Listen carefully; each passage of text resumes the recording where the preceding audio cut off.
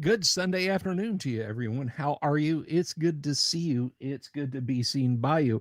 And I, of course, am the one and only Bill Sylvie, aka the Dungeon Delver, coming to you live, loud and clear on a Sunday afternoon with kind of a different thing. We're going to be talking about something that's a little bit outside the usual bounds of our conversation. I normally, we talk about fanciful stuff, games, dragons, dungeons, all that sort of thing. And I think today we're going to talk about something that's fanciful in a little bit different direction. And to that end, I have a guest joining me today, a fellow who has not graced these halls for far too long. So allow me to bring on one of a longtime friend of the Delver's Dungeon, and you can find him here on YouTube on his own channel at Timothy Imholt, where he holds forth on a great many diverse topics. Everybody, please welcome Dr. Tim. Tim, how are you? Great. How are you? And despite the fact that much of the country is freezing, here in Southern California, it's really nice. And it is same here in Central Florida, my friends. Same here in Central Florida. I would raise my glass and click it to yours. Were we but in the same room? So Tim, UFOs, unidentified flying objects, little green men. All right, this is or little gray men, I think is the order.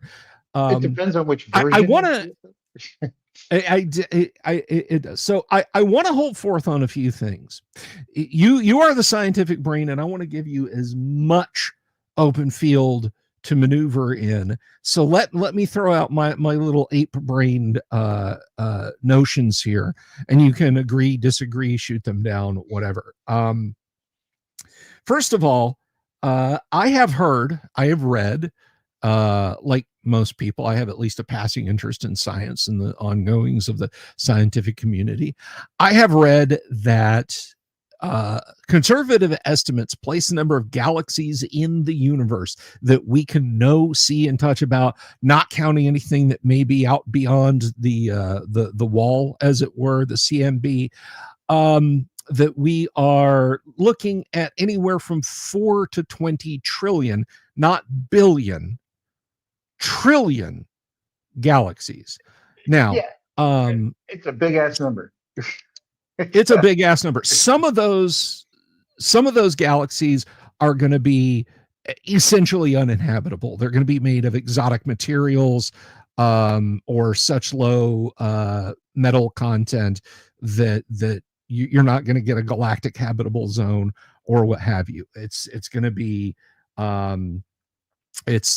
they're not going to be that viable. But of 4 to 20 trillion, you're going to get some that are Goldilocks galaxies with Goldilocks zones and that sort of thing. But you're still talking about a number of planets, because again, 4 to 20 trillion galaxies, how many tens of billions of planets and stars in those galaxies? It basically becomes an unmanageable number, even for an imaginative guy like myself. So my thinking is the number of potentially inhabitable, and I'm going to be honest, probably inhabitable worlds in that space is staggering.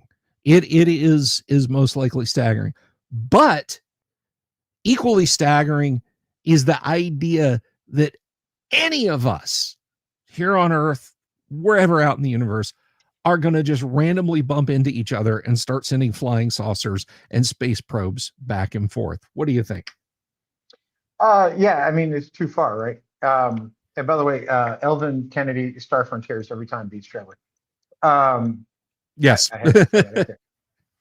So I want to do one thing before I get started. So because I don't want you to have a strike on YouTube, if I'm going to say a word that would get you strike, we're just going to slide in Shishkamabob. Okay, just for fun. Shishkamabob. Shishkamabob. Just make up a number. Shishkamabob. So the numbers are huge. There's this thing called the Drake equation that this professor figured out years ago. It was like, how many galaxies are there? How far are they away? What's the likelihood they would get here? Blah blah blah. You go down the list, and the answer is yes. There's life out there somewhere. No, it's not coming here. at least via known physics. Okay. And one of the reasons this Yeah. topic kind of started to get to me recently is I see, I'm in my 50s. I just turned 54 recently. Um, the In my lifetime, the UFO UAP community has gone from look, I have evidence, this is cool, and then somebody disproves it. Okay, maybe I was wrong, whatever.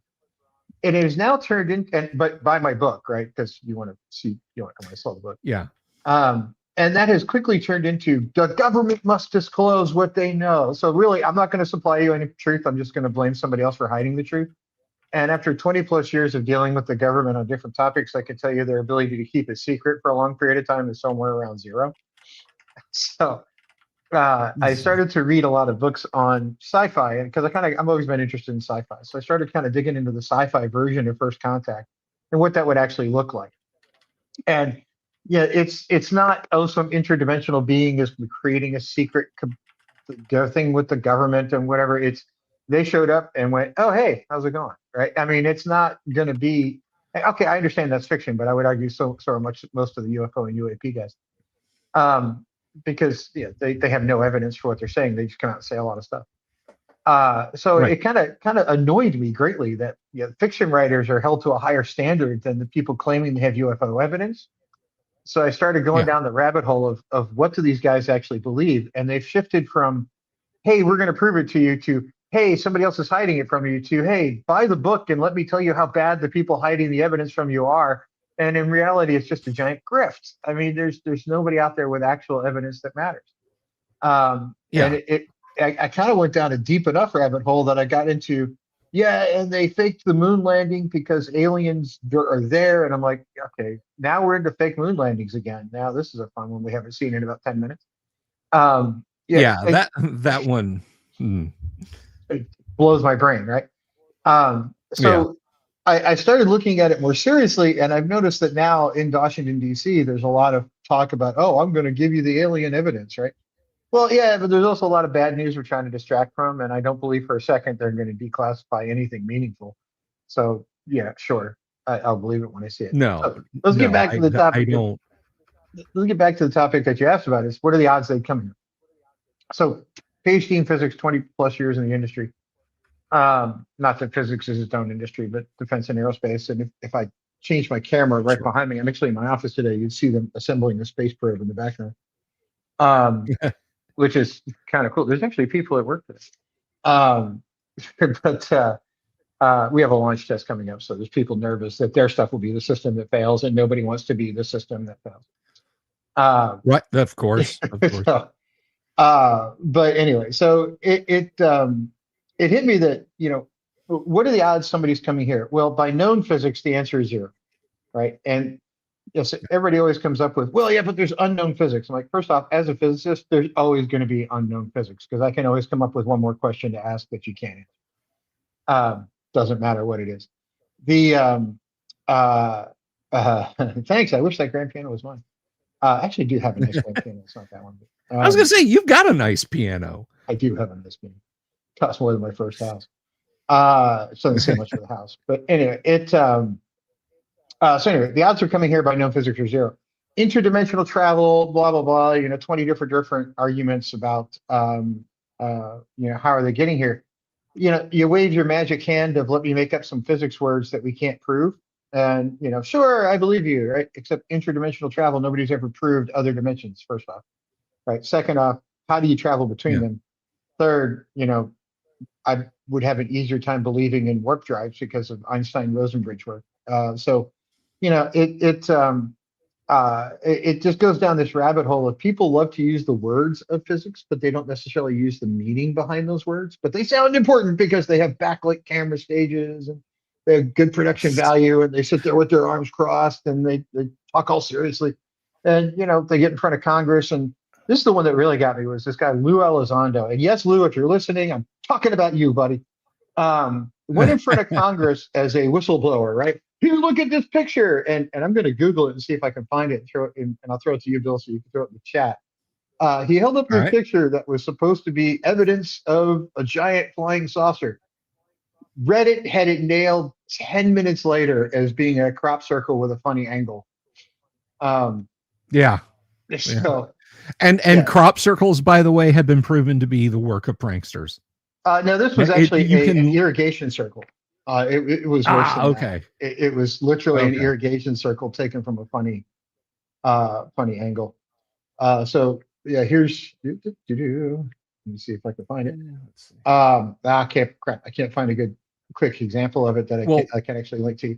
But anyway, he put up this picture of a irrigation circle, and it was taken at a weird angle. But then there was a darker circle next to it from a different field. Look, proof. And then 10 minutes later, Reddit had like a Google Earth image of that very thing, and gave the latitude and yeah. longitude of exactly where it came from. And they're like, but somehow we're still supposed to believe him and buy his book, right?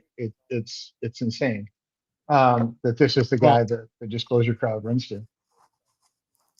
I I've got a few ideas, but I do want to address the probability thing because I feel very clever and very full of myself and very proud of myself for coming up with this analogy. By the But way, anybody that before we thinks go too far, Dr. Pepper did not sponsor this video, and they should. it, not sponsored by Dr. Pepper, yes, they should. But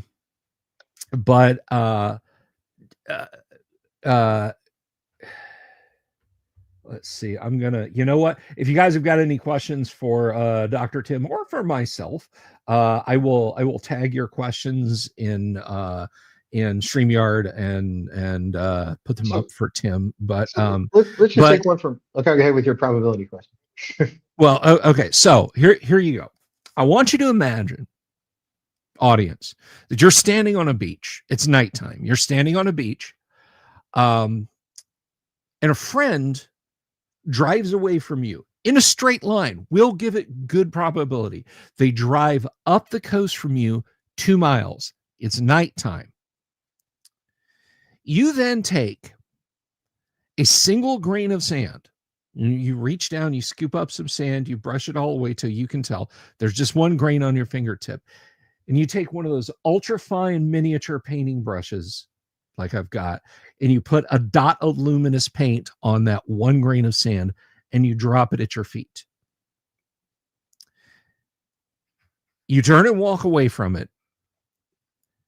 Now your friend who's driven 2 miles up the beach has the task of coming back up the beach where he suspects you were. Again, we're giving him all the best advantages. Where he suspects you were, to find that single luminous dot of paint. We're being generous and saying it's at night, so it's going to glow. It's going to glow a little bit. But then there could be luminous phytoplankton around also glowing. But no, you've got to find that one grain of sand that I painted. The odds that you're going to be able to do that are the same odds that an alien civilization, even an advanced alien civilization that can drive up the beach in minutes versus the 2 hours it would take us to walk, is going to be able to find us the luminous painted dot of sand, grain of sand that has been dropped onto the beach. Those are the odds that we're talking about of an alien society anywhere out there in the galaxy coming here specifically and finding us. And you know what? I'll make it even easier. Instead of just a luminous dot of paint, I will dot it specifically with tritium, so it's outputting radiation. So that person that's driving back up the beach can use a dosimeter or a Geiger counter to kind of home in on us. That it's simply not going to happen. There's nothing in our galaxy that we can see that indicates anybody else in our neighborhood is at least at the level we are. Now, one last thing I want to mention. There is almost certainly life out there in the universe. The universe is probably teeming with life. And there's probably a whole bunch of sapient life. But guys, the odds somebody's going to find us, it's just not going to happen. And don't let that make you feel lonely. Don't go away depressed from that. We're pretty special. I mean, in our galactic neighborhood, we're it. We are the first people to move in. If the universe ever becomes as populated as Star Trek or Star Wars or our galaxy anyway, we're going to be the elder beings that other races look up to and say, oh, wow, they came here aeons before us. So anyway, Tim, go ahead and run with that. So I threw a link in the chat, in the private chat. You might want to throw out Okay. to people for fun, because when I started going down this UFOologist world, I ran into the flat earthers, and I found this video on YouTube of the flat earthers spent 20 grand to prove the world was flat and proved it was round, which I found Yeah. freaking hilarious. Yeah. Yeah, that was they bought that they like bought a was it like a super expensive laser level or Yeah, something? I did this thing in They between 2 spent points. $20,000. They spent $20,000 to prove the world was flat, and they accidentally proved it was round. Oopsie. Yeah. And then they quickly shut off their video because they were doing it live. It's like, no, sorry. Gotta sell more books. Ring the register. Yeah. Okay, graph paper architect. I'm just going to point this out to the conspiracy theorists here. Yes, Earth is flat and birds aren't real. I don't know what you want to challenge. It's true. I've done a lot of research for DARPA over the years, so let the conspiracy theorists play with that. But anyway, the but yeah, it's kind of, you go down this road of can we actually get there? And if we were actually going to be visited by someone, the odds that they find us are pretty low as well, right? It would kind of almost be on accident. And I think until we become interstellar in nature as a species, the odds of us coming across another group of living intelligent beings is probably very low, because somebody would have to come here before there's a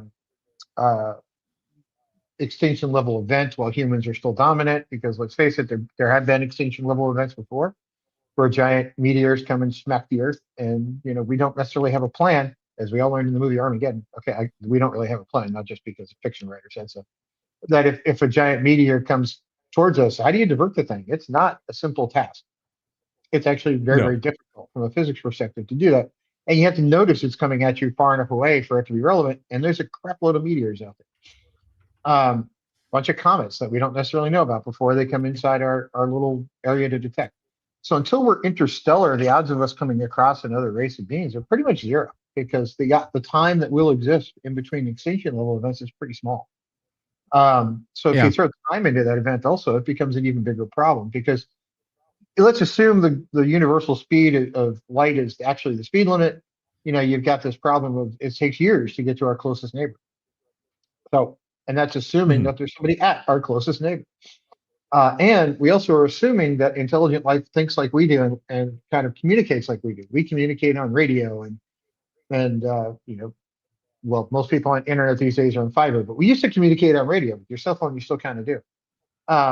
So for us to get a radio signal a couple of light years out takes 2.5 light years to say hello, whatever our nearest neighbor is. Several light years to send a one sentence message, and then a couple of years to get a message back. And that's a really long pause in between sentences, right? So how do you have a rational conversation when you got that speed of light limitation? Well, maybe there's physics we don't know about with quantum entanglement, but we haven't mastered it yet, so it's impossible for me to say yes or no. And for the psionics and ESP, well, every woman I've gone out with on a date really thinks I do have ESP. But, well, so that's you mentioned quantum entanglement, and I do have a question about that. I've heard that the analogy with quantum entanglement is that using quantum entanglement to do anything is like saying, I have invented the radio telegraph. I can tap the thing and I can send messages over wire or over the air to get anywhere I want to that has another one of these. But for them to have it, I have to go to them and tell them how to build it verbally. So I've saved no time. So it's my understanding with quantum entanglement that to use it for any kind of communication or anything like that, somebody else on the other end has got to already be set up and know what you're about to do and understand your encoding system, so that when you move the particles back and forth, they understand what they're seeing, not just like Hey, that's some weird interference we're getting. Yeah, think of it another way. You're sending one bit at a time to somebody who knows to watch for the bit, right? So Yeah. for the computer nerds amongst you, that makes sense. But you can't send more than one bit information. It's a yes or no, right? It's that's all it is. And somebody has to know to watch, and they have to know which atom it is you're trying to send that, or which particle it is you're sending that to. So it's it's a challenge of how do you pull that off unless you already know each other are there. So you got to have visitation, and that's the one thing that drives me crazy is that if you think oh, UFOs are going to show up, interdimensional beings are going to show up, and they're going to know exactly who's in charge around here, and they're going to know only to talk to those people so that only those people will keep the secret. There's better odds of the Epstein list being released in full. Come on, really? Ooh, topical. White Rat has a statement / question here that I think is very good. If I'm correct, interstellar space is extremely dangerous. Stellar space is extremely dangerous. We haven't figured out how to get people to Mars without them basically getting there with leukemia Yeah, actually, or living there. so I work for a company called Astroforge. The reason I'm looking around is there's people downstairs and wondering who I can bug. Um, we send. I'm not pitching my company because none of you are our customer anyway.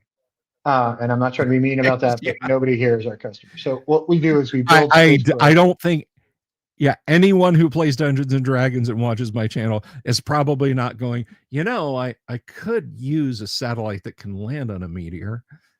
Yeah. So here's our fun little facility, right? So I'm in Seal Beach, California, and there's guys downstairs building our space probe down there and having fun. And then some people over there building other stuff. We're doing a drop test today, so it's kind of interesting to see.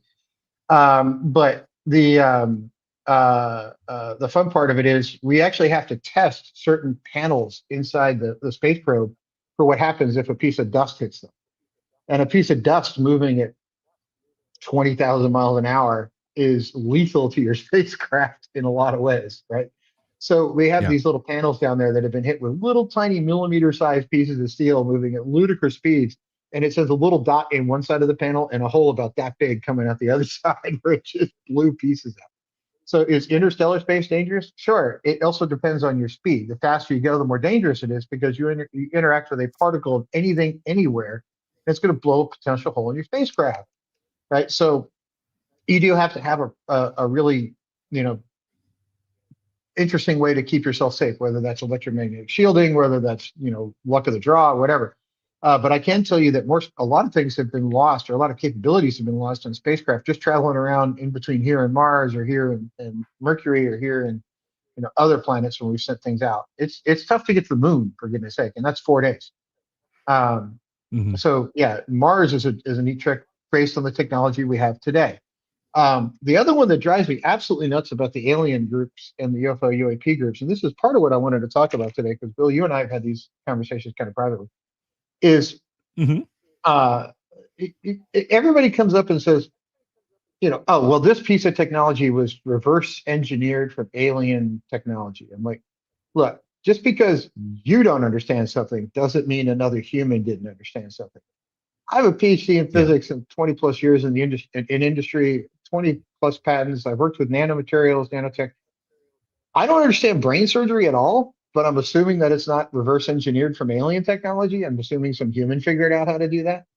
Um, but there are a lot of technologies I understand that people look at and go, oh, that was reverse engineered. I'm like, no, it really wasn't. It was 50 guys that worked for 10 years to try to get that crap to work. And I know some of the guys, right? So it's like you see these things where people come out and make these claims about reverse engineering of different technologies. Oh, stealth technology was reverse engineered. No, it wasn't. It was a mathematical exercise that they kind of figured out how to get radar waves to do what they wanted it to, and then they built an aircraft around that, which was the F-117.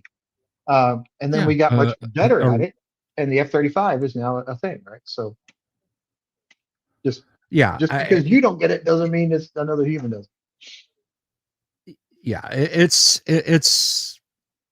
the whole reverse engineering thing, and probably, and I wanted to talk about this guy because he's an interesting dude, and you guys can Google him. No, I don't have any pictures. I didn't do my homework for this, but there is a gentleman by the name of Bob Lazar.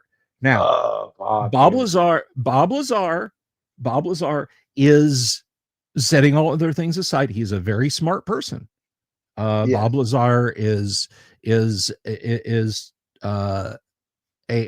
gifted chemist and electrician, and he, if I took him a piece of computer gear or electronic gear and said, Bob, I need this worked on or whatever, I he would he would give me something working back. He has sold, like he had his own branded night vision gear that he sold to his county's police department. So Bob Lazar is no dummy. uh he has published, for years he has said, I worked at Area 51, I saw the UFOs, I saw stealth aircraft reverse engineered out of UFOs, and I know for a fact that, like, the first generation of stealth aircraft pilots became very ill or died because of exposure to these weird exotic materials reactors that we put inside stealth bomber.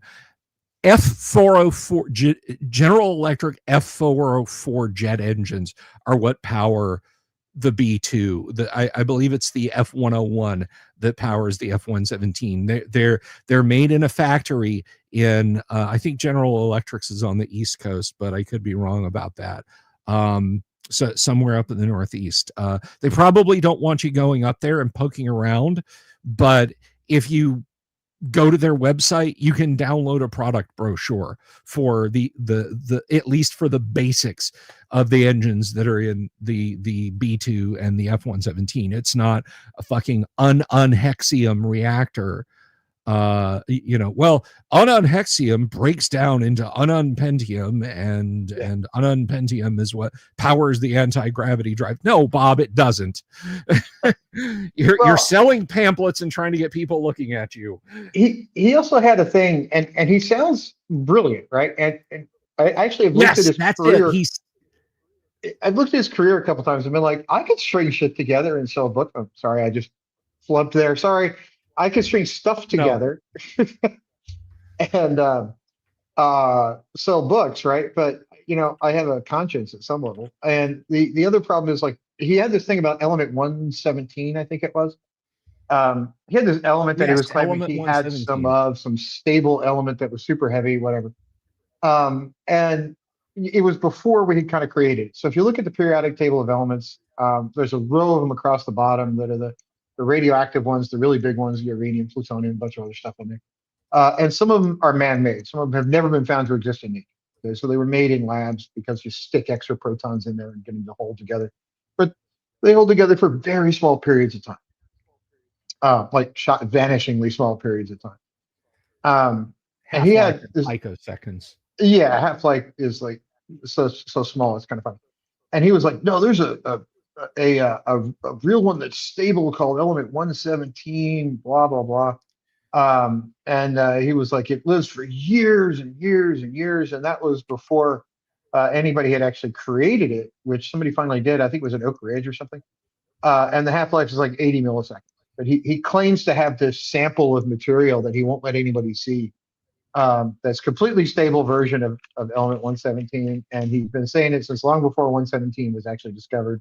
And now he's like, well, I still have it and you can't see it. I'm like, that drives me crazy when they say things like, it's true and I can prove it, but you're not authorized to see it. Like, oh yeah, whatever, sure, Yeah, prove it or I like don't. it when they couch it. He tries to couch it in safety. If I show you this, you're going to be in so much trouble. This will put your life in danger. If they Yeah, know that they will do something to you. Look, I'm not going to jump up on the table and shout that the government always has my best interest in mind, and that we should trust them no matter what, because that would be a lie. And I try not to lie on my show unless it's to my players when they ask, is there an owl bear in there? Um, that still hurts. but well, we'll come back and get your revenge, damn it. Been busy. but yeah, so the what you guys see on your screen is what Bob Lazar claims, ununpentium. that is this element 115. And as Tim said, yes, they finally created element 115, and it decayed to, what was it, decayed into americanium and radioactive calcium or something. 650 milliseconds. Yeah, it's Yeah. some insanely short-lived kind of thing. Yeah, there aren't reactors full of this stuff powering stealth bombers. There's Yeah. a whole lot of JP8 and four very, very or two very, very, very powerful engines made by some very, very, very, very smart engineers. Yeah, I actually worked on a project 20, that one was it 22 years ago.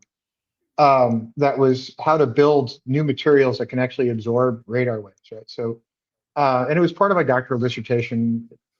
Part of my dissertation actually wound up classified, which was a really interesting thing to have happen 2 weeks before you're supposed to graduate. But they let me graduate anyway, thank God. But anyway, so it's not a big secret. I was working on it because it's kind of all over my. If you look at LinkedIn and my patent list, it's not hard to figure out what I was working on. So I was working on radar absorbing material. Radar absorbing material is not new. It's been around forever. The fact that people work on it is not a secret. What's contained in it is relatively tightly held. Although anybody in the southwest part of the United States that likes to speed with radar detectors will tell you what paints to use on your car that actually make it more difficult for them to clock you. I know a whole bunch of rednecks who kind of cracked part of that code, except for the fact that the cops now use lasers to do it. It's a little bit different. But yes, yeah, Florida man says yes, don't speed. absolutely. unless you're running over a death lizard. But anyway, that stuff is out there, but the early stage of that stuff was not necessarily the best for you to breathe in because some of the contents of it was pretty nasty. And if it got hot, it tended to outgas. So were some of the pilots developing health problems because of that? It could be. But was it because of some exotic, weird material inside an engine? Probably not. It was probably because of a paint that outgassed and did something nasty. Yeah, exactly. And I mean, that was one of the things. And look, I know war is war, but I honestly, genuinely, with little tiny exception, I don't wish ill on anyone. Back in 1995, or 99, the only combat loss of the F-117 occurred, and it's beyond the scope of the show to discuss how that happened. But an F-117 was shot down over Serbia. The pilot was recovered; he was fine. But the day it happened, I remember reading Rec Aviation Military, which was a Usenet news group, and again, it's beyond the scope of this discussion. Usenet, wow, we're going ancient history here. Yeah, but there were Serbian people had gathered around the wreck and were picking up and holding pieces of the F-117. And one kid was like leaning over and sitting in the cockpit and giving a thumbs up and stuff like that. And all I could think was, you poor, stupid people. The materials in the F-117's hull in its construction are very, very toxic, very, very dangerous stuff. Yeah, so it's entirely possible that when Bob Lazar talks about, the pilots, that they got sick because of the alien radiation. No, Bob, they probably got sick because they were breathing in composite materials. Just like when I go out and I 3D print, I wear full PPE and gloves because that stuff's nasty. It's the same order of nasty. The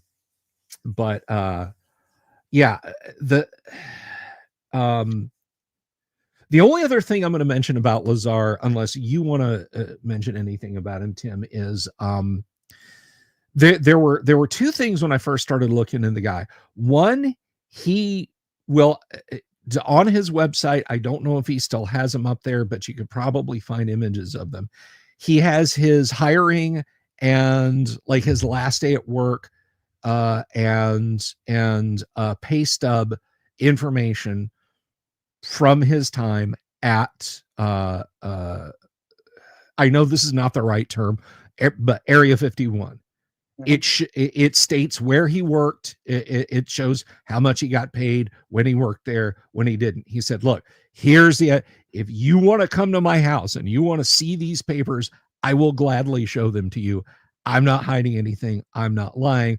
I met, was it Edward Teller? Yeah. Was with us. Yeah. He said, I met Edward Teller. Teller worked on all this stuff, and somebody asked Edward Teller about it, and I didn't see a video. I'm just going by what was said.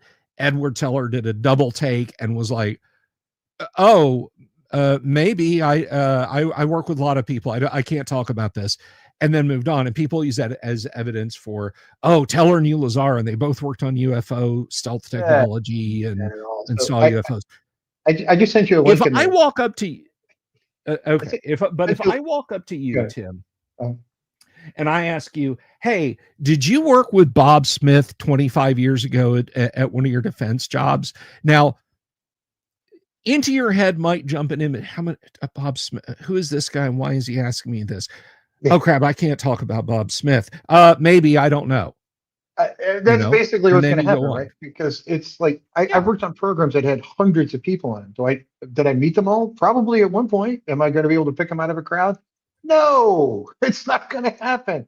I worked on Patriot Missile. There were like 500 engineers that worked on that thing at any given point in time. It's not like there's just 12 guys in a closet somewhere, right?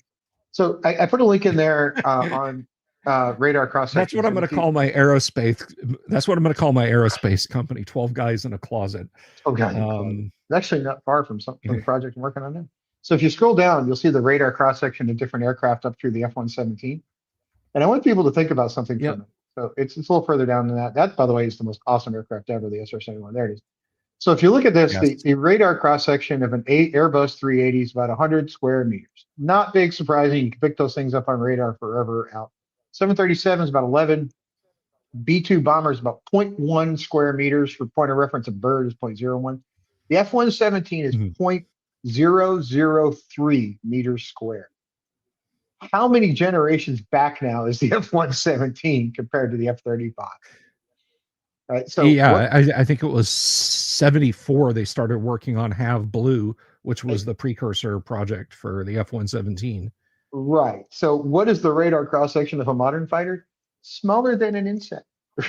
So, an F-35 or an F-22 probably makes the F-117 look like a dump truck falling through the sky. There's a reason it got retired, right? It's now useless in modern combat. So if you look at these things and go, oh, it was reverse alien engineered. No, there was a progression as we went along, because the F-117 was designed when? I can't even remember.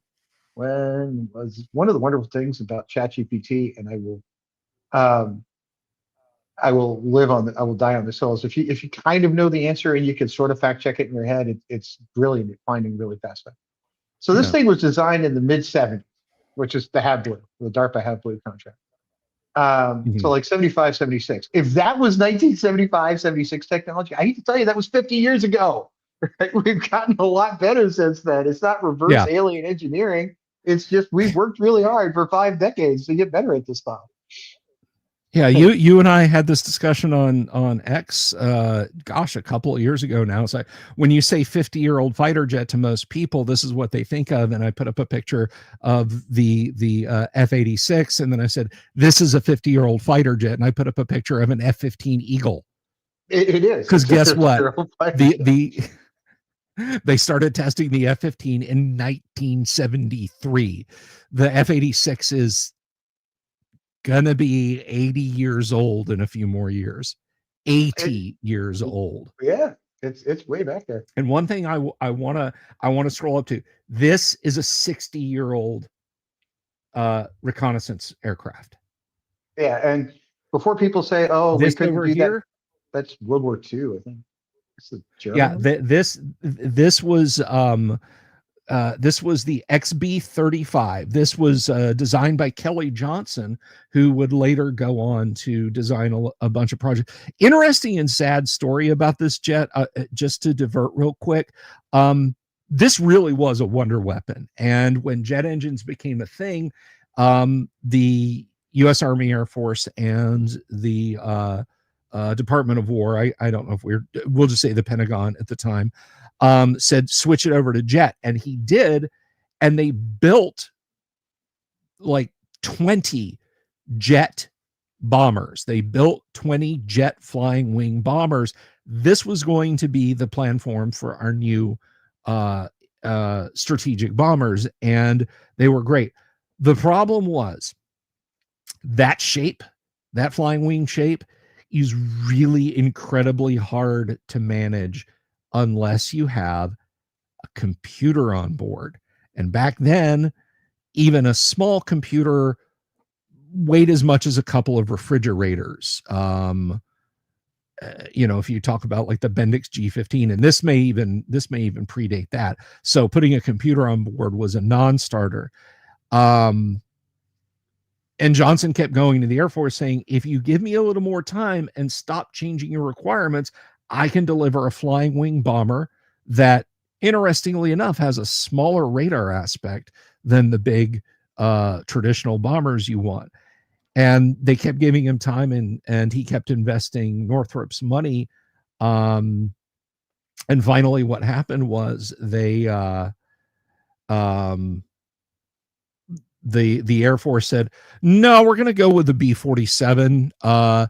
Take all those bombers, roll them out on the flight line, and chop them into pieces, destroy them. So we had a small fleet of flying wing bombers in the late 1940s, early 1950s, and because of politicking, I said Kelly Johnson. I meant Jack Northrop. They made him chainsaw all of those planes to pieces and melt the pieces down.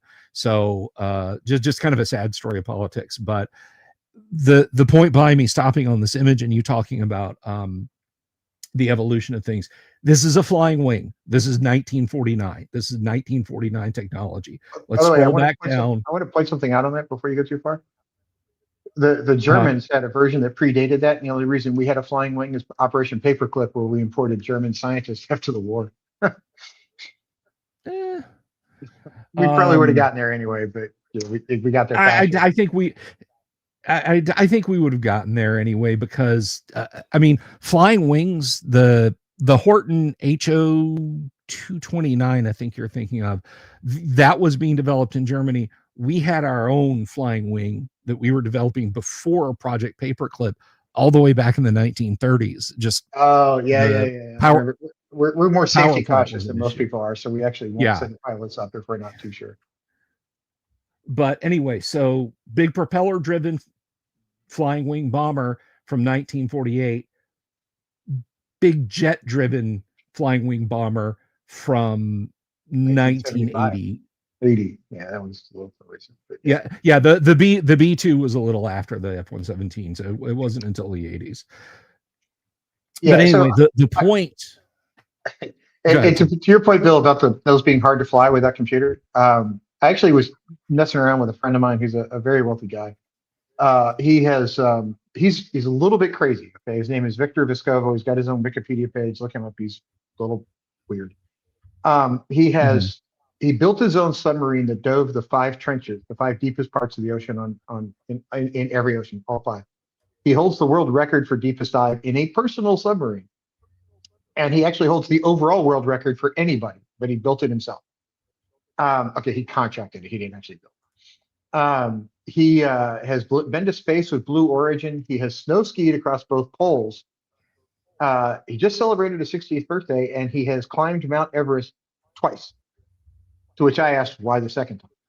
But the point is, I asked him about some of those early flying wings, because I was like, dude, you got all these weird hobbies. Why not rebuild one of those early flying wings and do a rebuild like from blueprints ground up of one of those early flying wings? It'd be so cool to see. He's like, I've got 3,000 hours in various types of aircraft. Not even I would get behind the stick of one of those things, and I'm crazy.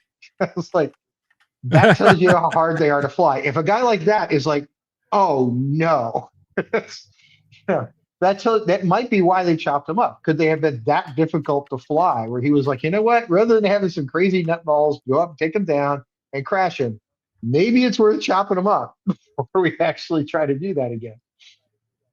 And we were fairly compromised by Soviet spies at that point, or at least worried about it. Yeah. Why hand them on a silver plate? And I mean, if we had kept a few for testing, they might have gone, it's good idea, ski. Yeah, that's They true. were already copying the B-29. Yeah, they tried to copy the U2 also. But our point is to all this, like none of this is alien reverse engineer technology. This is merely just It's 50, not. 75-year-old stuff that has been around for a very long time that we're now seeing evolutions of it. And if you look at like the history of advancement of technology in this, in even aerospace and defense, when did the Wright brothers first fly? I don't remember the exact year. First flight was 1903, right? Mhm. When was the first landing on the moon? 69. 1969, right? So 60 something years later, give or take. You've got what, 69 minus '03. So 63 years later, we went from barely able to get off the ground to landing and returning from the freaking moon, right? And that was 60 some odd years. Some of this technology is now, the F-117 is 50 years old. We're 50 years better than that. That doesn't mean it's reverse engineered from alien technology. It just means a lot of engineers worked really hard to make it better. So just because the average guy with a YouTube channel doesn't understand it doesn't necessarily mean there's nobody on planet Earth that understands it. It just means that you don't. So I get it. Oh, I got to put one out to Stephen Kennedy. So this reminded me of something that's completely off the alien topic, but around California, we had some fun with Okay. this one for a couple of days. Now it's Chinese spies, right? There was this news article floating around some of the startup companies out here going, be careful, men between the ages of 30 and 55. Attractive Chinese women, if you work for the right startup company, are trying to hit on you to gain secrets. Well, yeah, that's not new. That's actually, yeah, government's using attractive women to try to find secrets is actually about as old as government. So that's, that's not a new thing. So anyway, Yeah. My wife works uh, in an area where this is actually a thing, and this is publicly available information. I'm not spilling the beans or doxing her, but I'm not gonna. Do you guys out there know Mrs. the Dungeon Delver, of course? But she helps her office organize and attend a convention. Tim, you may have heard of it. It's called ITSEC. oh yeah, yeah. Um, yeah. So but ITSEC is at least nominally open to the public. Could any of you guys out there in the audience just rock up and say, hey, I want to buy a day pass and come in and tour I want to see the Boeing booth. I want to see what Raytheon's got going. Maybe not, but it's not like ultra high security, 10 fences, guards authorized to use lethal force. It's just you got to be in the right business and you got to know somebody to get you in. But that is very broad. That is very, very, very broad. If I wanted to go, Mrs. the Dungeon Delver might be able to pull some strings, and then my dorky ass could walk around and ooh and ah over stuff I didn't understand. But And they're not going to put they, classified stuff in there anyway. They're going to put the sort of no, God, no, no, no, no. But there are bureaus, there are departments, there are companies that just to prove a point will set up honeypot servers at ITSEC with with like interesting sounding file names on different on laptops, on servers that they've got set up and that sort of thing. And it's inevitable they will get dozens and dozens and dozens of hits from people walking around with running packet sniffer software on their mobile phones, or maybe their briefcase has got a laptop in it and it's just a walking handheld hacking machine that's just looking for open ports and looking for data to get a hold of. But I want to dovetail that into kind of a question for you, Tim. Do you remember the this happened a few years ago. There was a European citizen. He was a young guy who breached NASA's servers and got in a crap ton of trouble for it, and claims that he was looking at UFO information that, like, literally they blanked the page as he was downloading it. I Well, gotta yeah, find this. I remember the story, but I want to stress that UFO information is very, very real. It's been around since the 40s. Okay. An unidentified flying object just means that you or I haven't figured out what it is. Okay. That's it. That doesn't mean it's alien in origin. That just means that we don't know exactly what it is. Like, remember back 2 years ago now, all the drones flying over New Jersey? And we were going to have a Yeah, revelation that it's going to be proven that it was aliens. No, it was one of the defense guys running a test over crap for a couple of days. It yeah, just it happens, right? These things are not new. So UFO just means we haven't identified it yet. That doesn't mean we won't. yeah. And that is something I want to emphasize. I can step out of my house tonight and see a half dozen UFOs. I could go outside right now and probably spot a UFO if I looked around. UFO means three things: unidentified flying object. The emphasis here is unidentified. If I look at, if my eyes are all goopy because it's first thing in the morning and I'm out walking Zeus and I hear a noise overhead and I look up and I just see a gray blot moving across the sky, I don't know what it is. To me, it's just a fuzzy gray dot. Hey, that's a UFO. And then if I do this, oh no, that's a 747 going into land up at Sanford Airport. Okay. That, guess what? It went from UFO to IFO, identified flying object. UFO is a loaded term.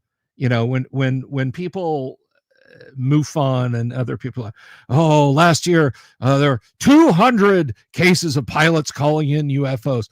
What pilots, and were they ever resolved? A Cessna pilot who's never, ever, ever seen a B-2 on the wing, that just happens to be in the neighborhood of where one's doing exercises, who glances out and sees a little slender black triangle silhouetted against the evening sky, and radios to whoever's in the shack at the grass field that he's going to land at and asks about it, and the FAA pops on and says, yeah, don't worry about that, Coaster 220, just ignore that.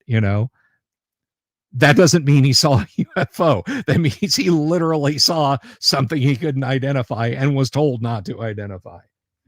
Yeah, I mean it's luck of the draw, right? I mean, you go outside. I mean, okay, you live in Florida. I live in Southern California. We have launches here all the time. If you kind of go out and look the right Yeah, direction, you'll see them. It's not hard to find. And if I don't know what it is, I'm like, oh my God, look, what is that? And half the time when I see these UFO videos online, it's some guy from a hotel room taking pictures of things streaking across the sky, otherwise known as traffic lights from below him reflecting in the freaking window, right? yeah, So, I mean, I get it. People yeah, want to have they want the attention. They want to be able to scout and say, oh, this is happening, that's happening. But one of the things in my career that I've noticed is that there was a time when, as a scientist, people would actually take you look at you and go, "Oh, wow, I have questions," right?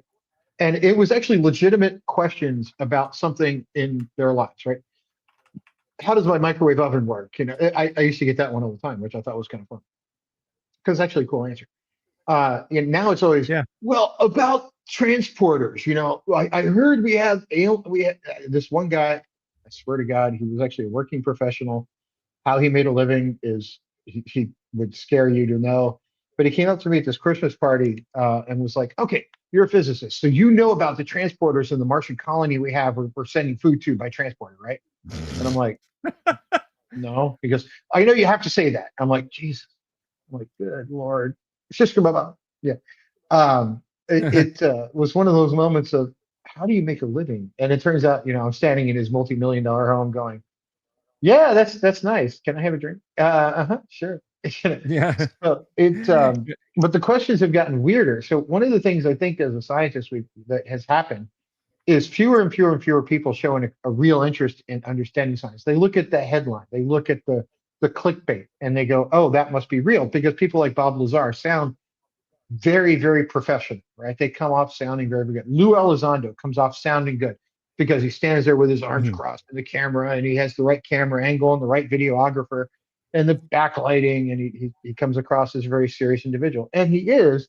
The trouble is, he's full of garbage. So, he has no evidence to come forward with. He's just out telling Congress they need to produce it. So, when you see these videos, I wish people would take the time to go, okay, maybe that's not real, and maybe I should go figure out some more things about actual scientific work, rather than just kind of blaming somebody else for holding the secret. Because I get used to commercial companies here, like the one I work for. And again, it's not an ad; it's just me saying something. We're trying to land on asteroids, mine them for precious metals, and return it to Earth. Right? NASA actually did something like that, where they landed on an asteroid and returned material to Earth. It cost $1.2 billion for the round trip. We're doing it on ten Mhm. and a half million bucks. Right?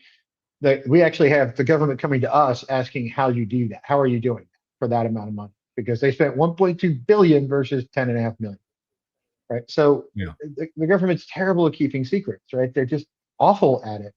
And blaming the government for keeping the secret about UFOs is like saying, "Hey, Grandma, you kept your secret recipe for Nestle Toll House cookies." Yeah. One thing I wanted to point this out about McKinnon here, just to kind of go further along the route of, no, he was not silenced because he found UFO information. Even though people might trumpet that from the tallest rooftops. Look, this is what McKinnon did. Um, he posted a notice on a military website. Your security is crap. This was between February and March 2002, a very sensitive time. He deleted the weapons logs at the Earl Naval Weapons Station, rendering its network of 300 computers inoperable and paralyzing munition supplies for the U.S. Navy's Atlantic Fleet. He Oh copied no. account files and passwords onto his own computer, and the damage he did was in excess of $700,000. We can talk about funny money all you want, but the point is, he he left threats on the computer. Gary McKinnon was a potentially violent and dangerous computer criminal. Okay. He was not out there exposing UFO secrets. Gary McKinnon was trying to damage the United States' ability to defend itself. I'm not gonna talk about like, oh, freedom of speech and everything like that. But Gary McKinnon was not out there revealing. He was not finding the truth. The truth was not out there. McKinnon was engaging in vandalism. So I don't. Yeah, don't hold this kind of thing up as proof of UFOs, because it ain't. Yeah, It ain't. it's proof hackers are not great. Or hackers are hackers, right? You might Yeah. claim there's a white hat hacker and a black hat hacker, and the white hat hacker is doing something you believe in, therefore it's okay. It's like, yeah, I've had disagreements with people a lot on this sort of thing, and not that it has anything to do with UFOs or UAPs, but it's like, if you look at a lot of the people yelling about how AI is stealing intellectual property and feeding it as a training tool, are kind of the same people that used to love Napster and downloading everybody's music for free. So Yeah. yeah, you can't pick and choose on that one, right? You're either against copyright infringement or you're not. You can't say, well, in my case it was okay, but in this case it's not. Right? It's you got to at least be honest about it. And one of the things about the UFO world that gets me is they're using a lot of scientific terms that they know people don't understand, especially when you string them all together and come off looking very credible. It's all about, okay, think of it another way. There's an old proverb about, it's some like 90% how you look, 10% how you sound, or 8% how you sound, and 2% what you say, or something like that. I forget the actual numbers, but it's like some very vanishingly small fraction of what you actually say, right? There's this Mhm. famous video of JFK giving a speech in Berlin, and he says at the end of it, he goes, "Ich bin ein Berliner," which he said it very seriously and pounded the podium and sounded good, and he was standing next to Jackie, and he was a good-looking guy, and he sounded great. And what he really said was, "I am a jelly donut." I am a It, small jelly donut. That's yeah, a Berliner. Yes. yeah. Ich bin ein Berlin is I am from Berlin. Ich bin ein Berliner is I am a Danish. But it didn't Yeah. matter because he looked good and he sounded good, so everybody was okay, right? So he, Right. but these guys, that's what they do is they package up all this stuff in this sort of Dr. David Howard in the non-verbal communication world, and then they sort of sound okay verbally, and you kind of go with them and say, well, okay, crap, maybe aliens are real, right? So um, it, you get into this world where they're selling something, they're selling a package, they want you to buy the documentary or buy the book or whatever. Clickbait, so they can get revenue share on Twitter. And I get it, but it's just that doesn't mean any of it is real. And it gets annoying. You're doing what I do for a living, where people are like, "Oh, you're mining asteroids. Oh, so that means you're going to bring back diseases from the asteroids." Like, no, it's not. But Yeah. I saw a documentary that said, "I'm like, no, you saw a movie. They're not the same thing." That's Sigourney Weaver was not in a I'm documentary.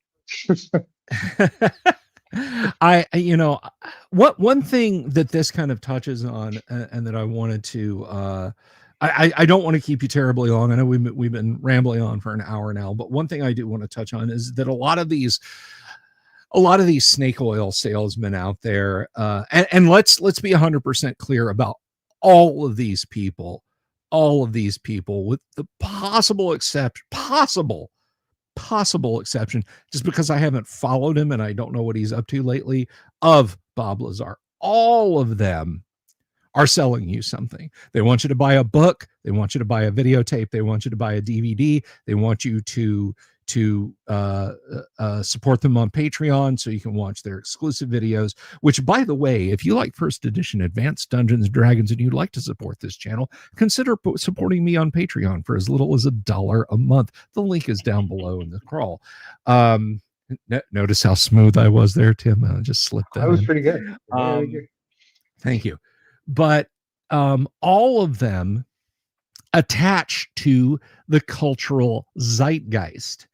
When experimental aircraft, by which I mean weather balloons and unusually shaped aircraft, the United States during World War II and shortly thereafter tested an airplane that was colloquially referred to by the pilots who flew it and the designers who designed it as the flapjack. It was a flat round disc. It had a couple of propellers and some canards to kind of help it maintain level flight, and it used a flat disc shape so that it could fly. And science fiction authors of the time wrote about flying saucers and so on and etc. When you see a weather balloon from 5 miles away and it's just starting to go up or just starting to come down, what do you see? A round flat disc. You may not see anything with textures and so on. So what did we get from the 1940s through the end of the 1960s, beginning of the 1970s? Flying saucers, round flying saucer shapes things flying through the sky. Come up to the 1970s and 1980s, and what were Tim and I talking about? We were talking about the B2 and the F-117, and suddenly it's black triangles. The SR-71 is flying, the F-117 is flying, and the B2 is flying, and now it's black triangles. The aircraft are black triangles. Well, I saw one that was just hovering in the sky. I was out near Nellis, and I saw one that just stopped and hovered in the sky from my car. Okay, was your car moving? Because if your car was moving relative to the landscape that you saw underneath it and the aircraft that you saw in the sky, it could have appeared to have stand still. How fast is the moon orbiting the Earth, Tim? And when you look up at it in the night, you looks look like up at it in the night sky, and it looks stationary. So a lot of these people who make this stuff up, they're just tapping into the cultural zeitgeist. Notice nobody talks about the pie plate saucers with the Mexican hat dome in the middle as being what the aliens are flying anymore. Now it's black triangles. Oh, and Okay. And distrust of government from keeping the secret, because we all have a distrust of government these days thanks to COVID. Exactly. And now it's the government is keeping it from us, and but they literally just pick up on tomorrow. if the U.S. military released a completely spherical aircraft, we have jet engines in the back and jet engines on the bottom, and that's the most efficient way for us to fly. It's not. It's with not enough even brute close. thrust force. Yes, you could do it, but it's not even close. But if for whatever reason they did, I guarantee you the next day, these UFO people would be adding baseball UFOs to their list of this is what the Pleiadians fly when they examine Earth. Why is it always the Pleiadians? I guess it's because of the I don't alignment know with that the Great Pyramids, I guess. yeah. The No, the people who that's bring Orion's in belt. like Crap, I don't know. the people who bring in like UFOs and the Bible and Bigfoot all together into kind of this insanity stew, those are the ones I love, who are like angels and Bigfoot fly UFOs to warn us about future disaster. And I'm just like, come on. And the moon is full of vampires. Yes, the moon, lunar vampires, Tim. Admit it. That's what your company's going to do. You're going to expose the lunar vampires, aren't you? That's right. That's wait, no, it's really not. It's Yeah. I wish he RPG was. Grandma It'd be says, far remember more when fun. the UFO? Yeah. There's a taco spaceship in a movie once. Wasn't that Darth Vader's TIE fighter? I think. Oh no, that was oh god, what was it was the Hardware Wars, where they were flying a toaster. It was like to take off the Star Wars. Yes. Uh, Ham salad yeah. and chewy cookie or something like that. Yeah, I haven't seen that one in years. I'm going to go find it on YouTube. It's on YouTube. It's Hardware Wars is on YouTube. Now I'm gonna look it up and I'm gonna share it. This live stream is not affiliated with Hardware Wars, but nor is it sponsored by George Lucas or Disney. But it should be. It should be. Hey Tim, aliens in the fourth Indiana Jones movie. All right, so let's have a talk about Indiana Jones, because I actually have Indy on my shirt, which my kids claimed this shirt belongs in a museum, so I don't really care, but I like it. It's a Ray Spooner shirt for anybody who knows men's fashion. It's actually not an inexpensive one. So the fourth Indiana Jones movie. Indiana Jones had a wonderful 3-movie arc. Now, whichever one you say is first, second, third best is up to you. I think all 3 of those were great. I wasn't a big fan of the second one. Was probably the weakest of the 3 in my opinion. Some people argue that, but whatever. The first one I think was great because it was unique. But the third one, where Indy brought his dad, and you get Harrison Ford and Sean Connery for basically 2 hours, you can't get better than that, right? You get 2 of the world's best actor playing father and son, kind of bickering throughout the movie. What's better than this, right? So the third one, I was like, the Final Crusade. I was like, that's a great way to leave it. And Harrison Ford apparently for years rejected script after script after script to do a fourth one because he didn't think they were good enough. But he said aliens were okay. I think finally what did he turn down? They found a truck. They found a truck big enough to carry all the money that it would take to get him to show up in that thing. That's probably it on the front yard for a big enough check. a big, exactly, a big enough check. Yeah, first of all, I love all 3 Indiana Jones movies equally, and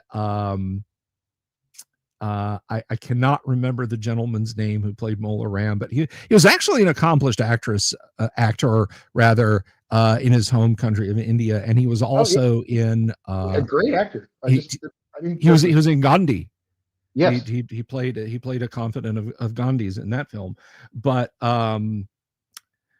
did you know there was one other staple from Lucas films in Gandhi, Tim? John Ratzenberger, who was, of course, John Ratzenberger was in Cheers, and he played a driver. Like he was driving someone to meet Gandhi, and that John Ratzenberger was in The Empire Strikes Back. So there's your rabbit hole for the day. But no, he was amazing, and he had that line. if I live to be 100, I could not deliver that line with the same aplomb that he does when he's on the bridge and he yells, "Drop them, Dr. Jones! They will be found! You won't!" I love how Yeah, he delivers that line. Oh my God. yeah. I mean, it's RPG Grandma's science question, Tim, from RPG Grandma. It's on screen. Can you survive a nuclear blast in a refrigerator? She wants the data, Tim. all right. I'm going to put some caveats on this because the answer is because I'm a physicist and nuclear information is usually Uh-oh. based on probability. I'm going to caveat this with maybe. It depends. There's not one answer to that. What's the refrigerator made out of? Is it lead lined? That would be one big question. Second up, how far from the explosion was it and how big is that explosion? So could you? Maybe. Was it a really silly way to open a movie? Absolutely. It was an incredibly silly way to open a movie. But I think Indy was always sort of fantastical as it is. And if you look at Indiana Jones, I mean, he found, which by the way, I agree with the Big Bang Theory on one thing on Raiders of the Lost Ark. Indy has absolutely no influence on the outcome of the movie. The Ark still gets taken to the island over I by the Germans and so. vehemently disagree with you, but go on. And the second movie was a great movie, but it always had this borderline on the supernatural. So it always kind of had one foot in religion and another foot in reality, and then maybe a little bit in the magical and supernatural. By the time you got to the fourth movie, I think they were kind of out of good ideas because it sort of milks the World War II thing about it. And I'm not going to say the name of the person because that will definitely get you struck down on a certain channel. Yes. Yeah, the way the refrigerator was thrown on him, absolutely not. He'd have been killed inside the fridge. But Yeah. if you look at it, he always had one foot in the supernatural and another foot in reality. So it's a movie about, hey, here's this goblet that if you drink out of it, you live forever, but only in this tiny space, right? The movies are all kind of silly in a way. And the fourth, and yes, there was a fifth installments into the series. Were they too silly or were they just silly in a different way? So I kind of look at it like it's Indiana Jones. You got to do what you got to do, right? He is who he is. Um, to me, I like all of them. I would have preferred they didn't go the alien route with the crystal skull, but okay, they went it and it was still fun. Time travel where you get to go see Archimedes. I mean, it's no sillier than a cup you drink out of and live forever. I mean, it is what it is, right? I enjoyed Young Indy Yeah. also. I've got some of the Young Indy books. If you're into reading it, Indy is a great character. I loved it forever. Now, could you actually get someone besides Harrison Ford to play him? I think they were going to try to set that up with the fourth one where they brought in his son and Marion. But I think audiences were like, no. Now, who knows? Will they ever do another one? Like make it like a 007 kind of thing where there's a new Indiana Jones? I don't I know. hope not. The problem I have is you don't find too many filmmakers that have a Lucas kind of style, right? He has a very specific style, and if you try to do it today, would it be have that same sort of gravitas that those movies all tend to have across all five of them? And how do you replace Harrison Ford at this point? I mean, it would be a big ask, and so it lends itself to the thing of I don't know if you could do these and have them have the same kind of impact because those were the movies that when they came out, it was like when Star Wars came out. I was a kid when the first Star Wars came out, but I remember the news story. I remember going to see Episode 4 when it was in the theater. I was 5, but still. Um, Mhm. it. I remember news stories about people waiting around the block when Indies came out. It was like you could go to the movie theater and it could be sold out. Like now they don't do that; they just put it on 5 screens or something. But when movies came out like that, it would be on one screen or maybe 2 screens in a movie theater, and it would sell out days at a time. And Mhm. you don't get that kind of impact anymore because it's always, oh well, the new Avengers. This time they're blowing up the city. They're blowing up that city. Indy was unique in a lot of ways. It was its own sort of thing, and it didn't come out every 6 months. It came out every 4 or 5 years. And I don't know Yeah. that you could Yeah. do it the same way you did back then. No, no. I think if you rebooted the Indiana Jones franchise, I mean, because let's be honest, Ford's probably not going to want to do it ever again. But if you rebooted it, you'd have to turn it into that Avengers slop where it's, you know, a movie every 20 months. I googled it. He's 83. I don't think he's coming back to Indiana Jones. Yeah, no, he's not. And I bet if anyone missed this earlier, yeah, and I agree with you. I think Holy Grail is fantastic. I love all three Indiana Jones movies equally. The fourth one, not really a lot. I know I'm getting to them in the fifth one I haven't seen yet, but the three that I have seen, I love equally. But it merits mentioning that Harrison Ford and Sean Connery, age-wise, are 9 years apart. So when he was playing Harrison Ford's grizzled old father in Holy Grail, he was only 9 years older than Harrison Ford, which kind of makes you wonder. Old Henry Jones Sr. was macking, but anyway, He was living hard. Yeah. he was living hard. Yeah, and what gets me is Sean Connery, for all of his talent, and whether you liked him or not as an individual, I don't know, but he only had one Best Actor award for The Untouchables, which honestly he deserved, because that was an amazing film. Yeah, phenomenal stuff. Yeah, I'm not sure Harrison Ford has ever won a Best Actor, but did you see that, since we're on Indiana Jones, and yes, UFOs were involved, so I'm going to ask this question. Did you see the thing where they were doing a God, who did the music for those? It was crap. John Williams. John Williams. They were doing a John Williams thing, and Harrison Ford came out to say something nice about John Williams.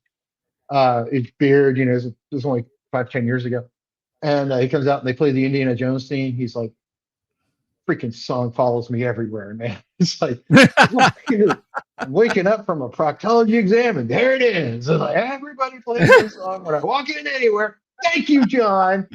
Appreciate it.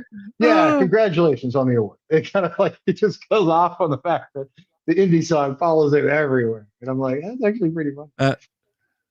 That's fun. That's fun. Well, anyway, I don't want to take everybody's whole Sunday, but my whole point with this, and Bill, thank you for having me on this. Like, if you see UFO UAP things, I'm going to be talking about them on my channel as these things come up, because I'm tired of seeing the grift. I'm tired of seeing the government owes you answers. Well, no, the government doesn't. The government should fix roads and keep us safe, and should actually apply laws equally. That's my one dig at the government today, because I don't think they apply laws equally. Back to the whole release the Epstein list, which will never happen, by the way. The government's not there to answer every one of our single questions. I also don't think they could possibly keep this secret, since the Roswell event forward. There's no way it would come.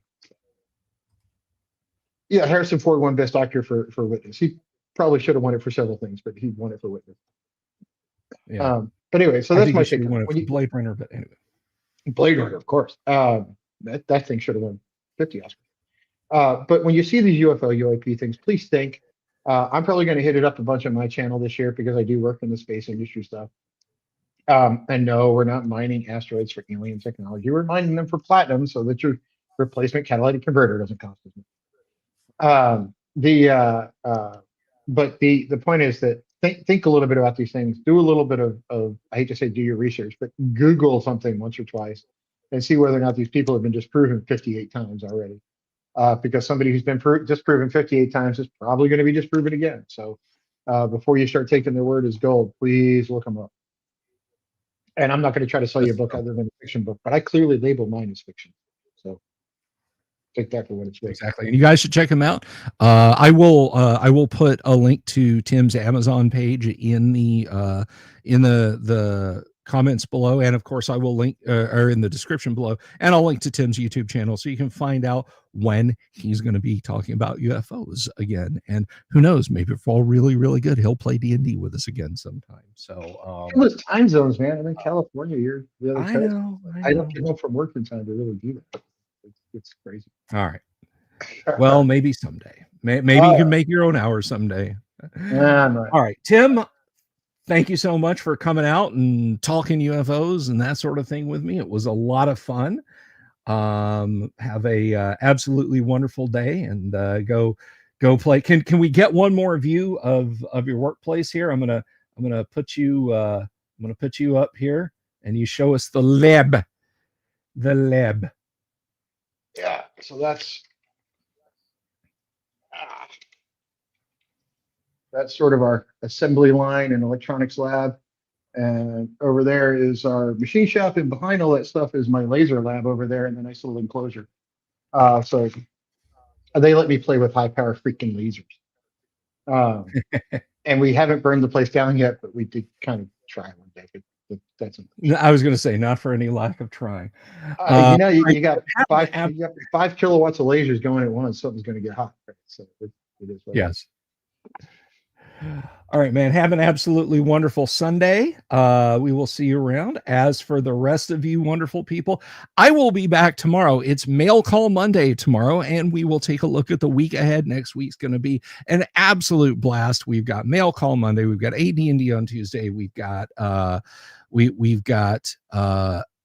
we'll see if Kyle can make it on Wednesday, but definitely on Thursday, we're going to have a guest, none other than Laura M. Daniel. Love Laura to pieces. She's going to be here on Thursday. And then Friday, speaking of Blade Runner, hopefully we will be able to return to that. Thank you, everyone, for being here. Please, if you haven't already, click the subscribe button, click the bell icon for notifications, make that number go up. We are crawling ever closer towards hitting the mark for our 10,000 subscriber in real life convention, and hopefully that will happen, because if you guys don't make it, I'm going to have no other choice than to unleash the owl bear. Peace. Have a great Sunday evening. Love you all. Have you seen my owl bear?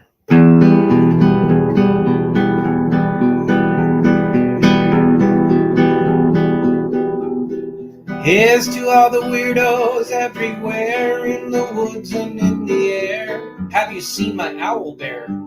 Should I shave off all my hair? Bobs are all around, some live in tunnels underground. Some are fat, some are rich, some are sleeping in a ditch.